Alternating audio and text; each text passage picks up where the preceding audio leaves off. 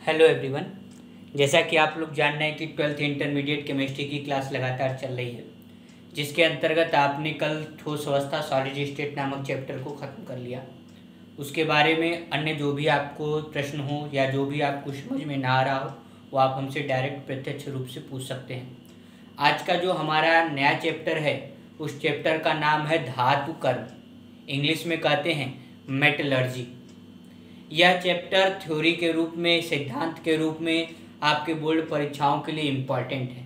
जैसे आपने एक पार्ट पढ़ा था पृष्ठ रसायन सरफेस केमिस्ट्री, तो उससे जितने अंक की थ्योरी आती है उतने ही अंक की थ्योरी आपकी इस चैप्टर मेटलर्जी यानी कि धातु कर्म से भी आती।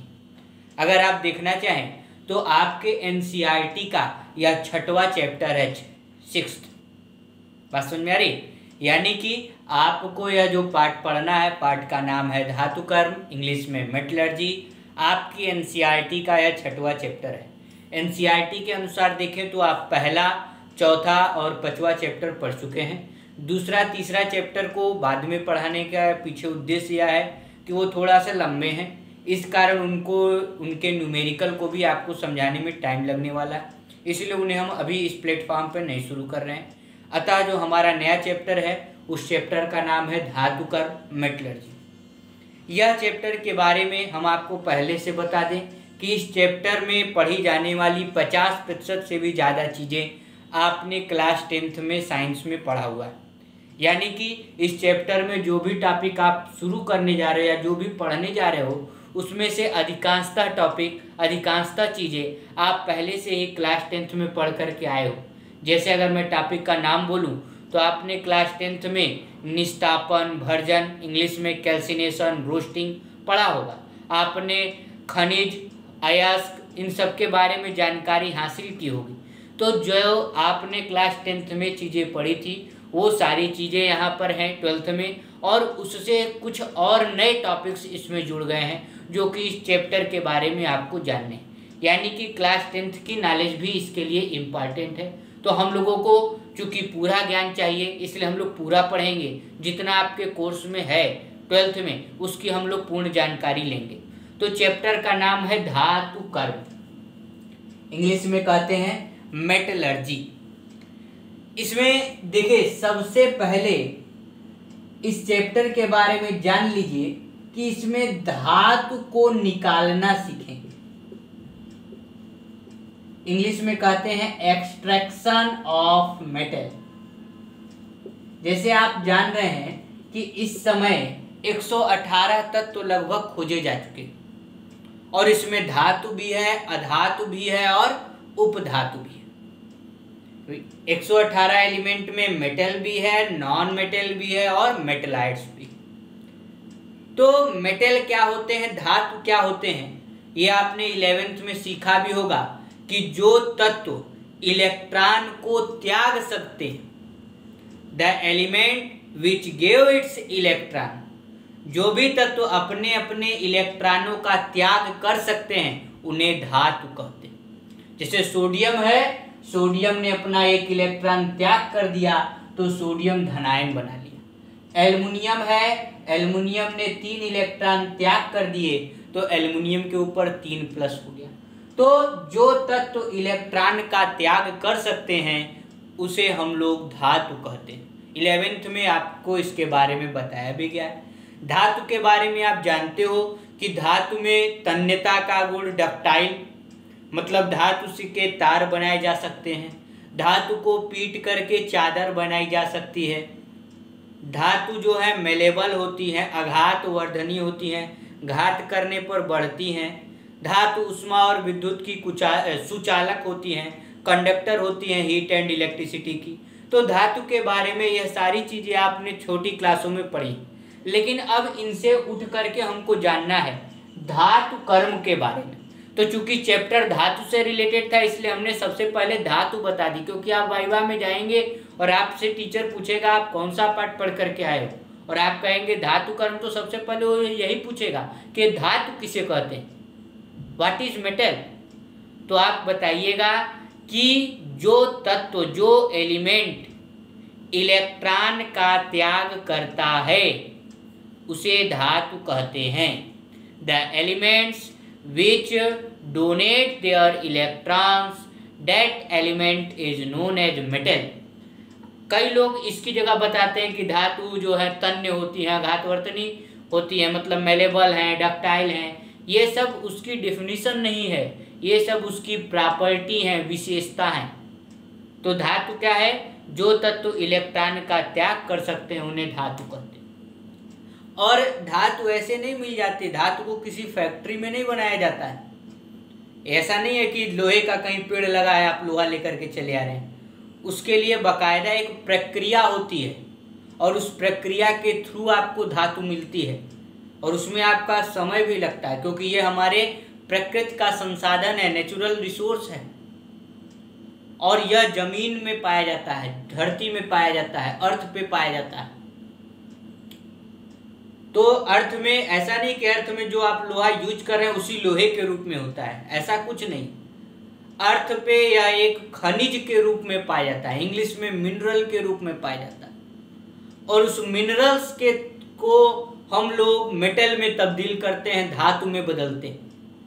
यानी कि एक लंबा प्रोसीजर है धातु प्राप्त करने का। तो सबसे पहले धातु कर्म को पढ़ने से पहले हमने धातु को जान लिया, मेटल को जान लिया, और यह भी जान लिया कि धातु जमीन यानी कि धरती पर पाए जाते हैं, जिसको हम लोग कहते हैं भूपर्पटी, इंग्लिश में कहते हैं अर्थ क्रस्ट। जो आपकी धातु होती है वह भूपर्पटी पर पाई जाती है, धरती पर। धरती पर किस रूप में पाई जाती है? तो धरती पर या खनिज के रूप में पाई जाती है, मिनरल के रूप में पाई जाती है। आपसे पेपर में पूछा भी जाता है, छोटे क्लास में आप पढ़े भी होंगे, खनिज किसे कहते हैं, व्हाट इज मिनरल। लेकिन आज इसकी फिर से आप परिभाषा जानिए कि धरती की भूपर्पटी से प्राप्त कोई भी पदार्थ जिसमें धातु की मात्रा हो, धातु का परसेंटेज हो, उसे खनिज कहते हैं। The substance occurs from earth crust in which amount of metal are present, that substance is known as mineral। धरती की भूपर्पटी से प्राप्त होने वाला वह पदार्थ जिसमें धातु की मात्रा हो उसे खनिज कहेंगे। भैया जिसमें धातु की मात्रा हो, ऐसा नहीं है कि धरती से तो बहुत सारी चीजें पाई जाती हैं तो आपकी खनिज हो गई। खनिज वो होती हैं जिनमें धातु की कुछ मात्रा, 1%, 2%, 10%। आपने एक पत्थर का टुकड़ा लिया, उसमें 10% अगर लोहा है तो वह हमारे लिए खनिज है। अगर आपने कोई एक कूड़ा उठा लाए और कहे कि इसमें यह खनिज है, तो वह खनिज तब तक नहीं होगा जब तक उसके अंदर धातु की मात्रा, परसेंटेज ऑफ मेटल ना पाया जाए। क्लियर है? तो खनिज किसे कहते हैं? धरती की भूपर्पटी से प्राप्त होने वाला वह पदार्थ जिसमें धातु की मात्रा होती है उसे खनिज कहते हैं। भले धातु 1 ग्राम हो, 10 ग्राम हो, 50 ग्राम हो, उससे मतलब नहीं। बात समझ में आ गई? तो पहला तो आपको टॉपिक क्लियर हो गया होगा, खनिज किसे कहते हैं। खनिज के बाद जो दूसरा टॉपिक इस चैप्टर में आता है वह है अयस्क, इंग्लिश में कहते हैं ores.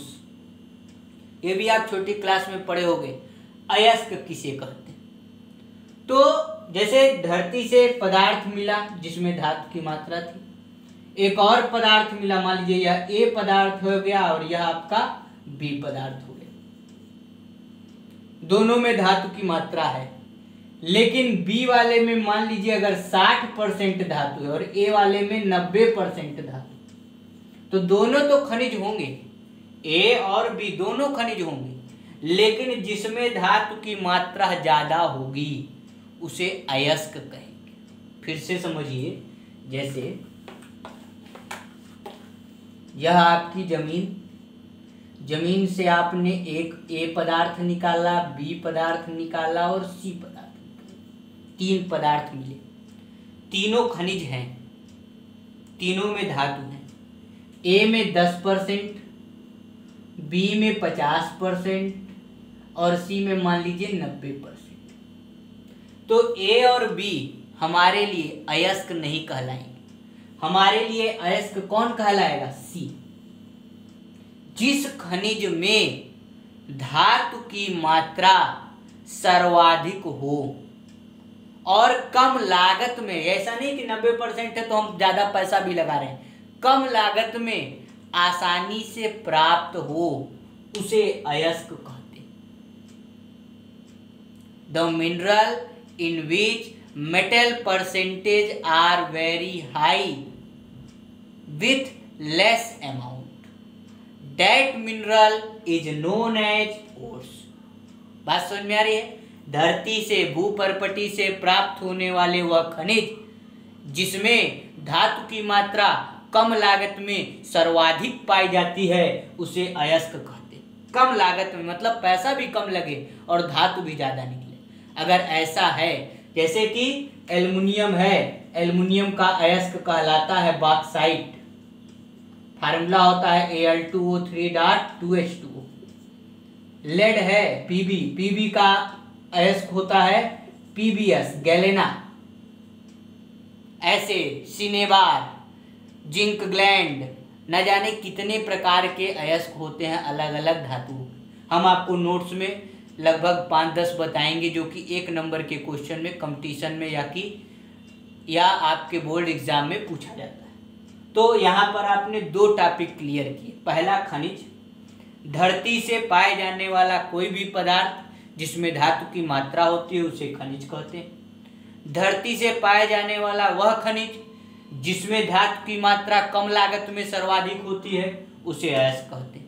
The substance which occurs from earth crust in which metal percentage are present, that is known as mineral, and the mineral in which metal percentage are highly present with less amount, that mineral is known as ore।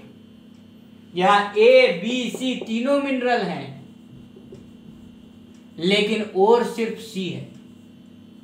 Mineral तीनों हैं लेकिन ओर सिर्फ क्या है? C। यानी कि एक line आप क्लास 10th में भी पढ़े होंगे कि सारे अयस्क खनिज होते हैं, परंतु सारे खनिज अयस्क नहीं होते। All ores are mineral, but all mineral are not ores। यह आपने लाइन पढ़ी होगी।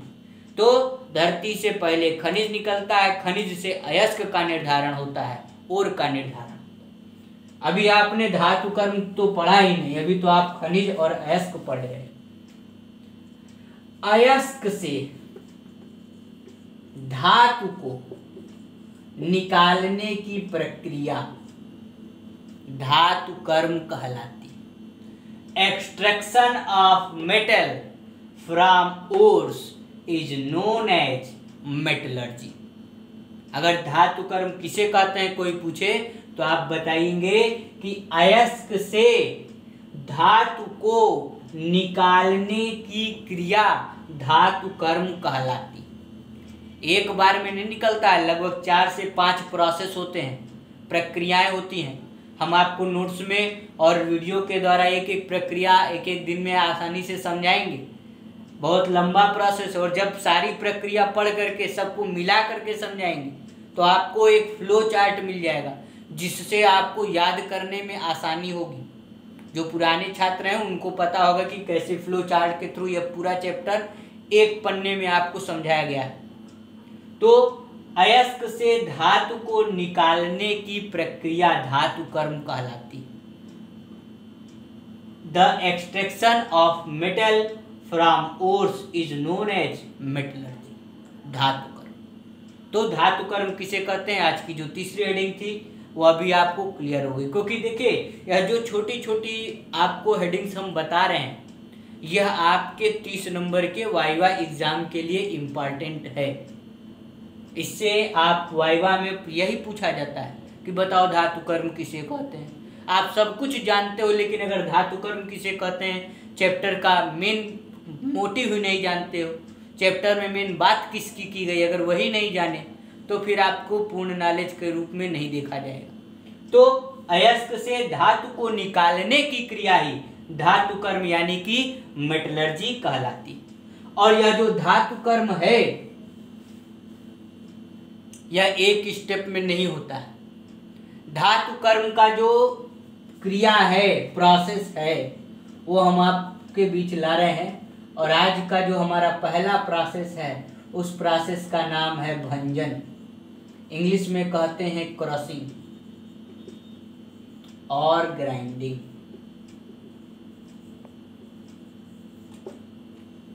आज धातु कर्म का जो पहला क्रिया है, उस क्रिया का नाम है भंजन, क्रशिंग और ग्राइंडिंग। होता क्या है, जैसे धरती है, तो धरती से कोई धातु के पेड़ नहीं लगते।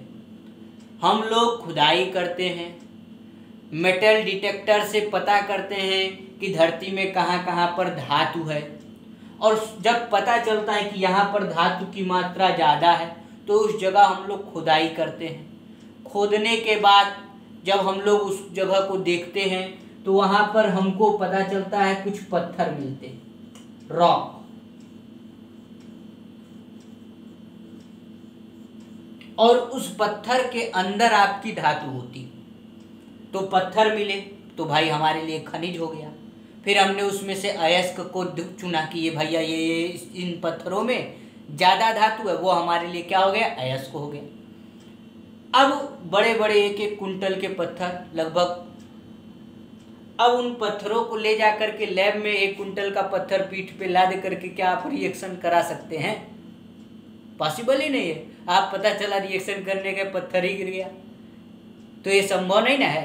तो सबसे पहला काम है कि जब आप जमीन की खुदाई करेंगे, जब आपको वहाँ से अयस्क मिलेगा, तो अयस्क बड़े बड़े पत्थरों के रूप में मिलेगा, रॉक साल्ट के रूप में मिलेगा, रॉक के रूप में मिलेगा।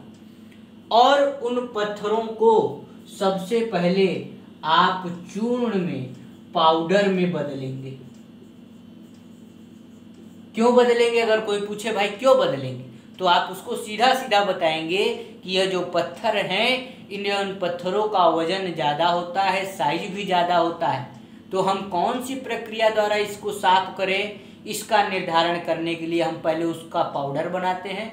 कुछ पाउडर को ले जा करके लैब में एक्सपेरिमेंट करते हैं, फिर उस पत्थर के साथ वो एक्सपेरिमेंट करके हम धातु निकालते हैं। तो सबसे पहला काम है कि आप बड़े बड़े पत्थरों को चूर्ण में बदलेंगे। इसके लिए विशेष प्रकार की चक्कियां लगी होती, उससे पत्थर को नीचे रखते हैं। यह आपकी चक्की है, चक्की पत्थर के ऊपर गिरती है, पत्थर के ऊपर 2-3 बार फटकने पर वह क्या हो जाता है, चूर्ण में परिवर्तित हो जाता है। इस प्रक्रिया को भंजन, क्रशिंग और ग्राइंडिंग कहते हैं। तो सबसे पहला काम धातु कर्म में पहला काम क्या है कि बड़े बड़े पत्थरों को लेंगे, उन्हें चक्कियों के द्वारा, चक्कियों को शुद्ध हिंदी में दलित्र कहा जाता है और इंग्लिश में जम्फर्स। तो पत्थरों को चक्कियों के द्वारा चूर्ण में परिवर्तित करने की प्रक्रिया ही भंजन कहलाती है। पेपर में पूछा जाए भंजन किसे कहते हैं, तो लिखिए अयस्क बड़े बड़े पत्थरों के रूप में होते हैं, अतः बड़े बड़े पत्थरों को चूर्ण में परिवर्तित करने की प्रक्रिया ही भंजन कहलाती है, क्रशिंग कहलाती है। बात क्लियर है? The process of converting powdered ore from rock, that process is known as crushing और ग्राइंडिंग। क्लियर है? तो इसके बाद जब हम लोग भंजन करा लेते हैं, तो भंजन के बाद हमें जो अयस्क मिलता है वो कैसा अयस्क होता है, चूर्ण अयस्क होता है, इंग्लिश में पाउडर्ड ओर। और इस पहले प्रक्रिया के बाद जो दूसरा प्रक्रिया कराते हैं उसका नाम है सांद्रण, इंग्लिश में कहते हैं कॉन्संट्रेशन। तो अब इसके बाद इसके अंतर्गत 4 प्रोसेस होते हैं, तो इसके चारों प्रोसेस के बारे में कल हम लोग बात करेंगे। तो आज के लिए इतना।